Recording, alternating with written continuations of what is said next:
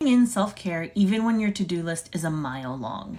I'm going to be breaking down my practical approach to self-care and what I do each day to make sure that I'm filling my cup first. Because if I don't do that, then I can't tackle that to-do list that feels a mile long. This is day 3 of the 30 Days to Eliminate Mom Burnout and Exhaustion Challenge. And today we're going to be talking self-care, because self-care is something that moms get told that they need all the time. It's something that we know, but we don't know the practical ways to go about it. Now, I'm the type of person that's very intentional with everything that I do, or most things that I do. And one of the things that I'm most intentional about is my approach to self-care. In fact, the way that I like to think about self-care is it's more about showing myself love and respect, more so than care.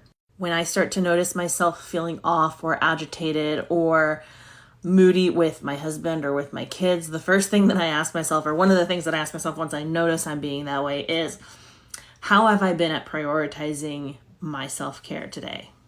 Another really good indicator is if I'm just scrolling social media without any intent or purpose. And we often think self-care has to be this very big, elaborate production, but the simplest way to get started with self-care is actually to look at the things that you do on a daily basis. Those things include your morning routine, meal times, fitness and exercise. Maybe it's when you're taking a shower.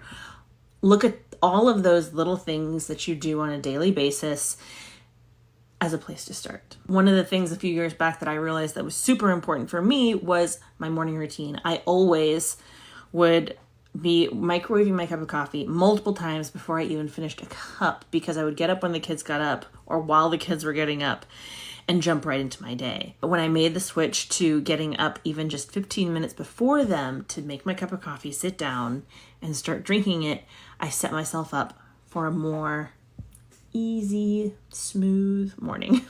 I also love food, but if I'm honest with myself, the first few years of having kids, I completely forgot how to prioritize that for myself. I prioritized it for my kids, but I totally forgot myself in the equation. Everything became about then, would they eat this? Would they like this? Ended up mostly eating just what I made for them, and mealtime started to feel like a chore. There are still moments where it feels like a chore, but not to the extent that it did.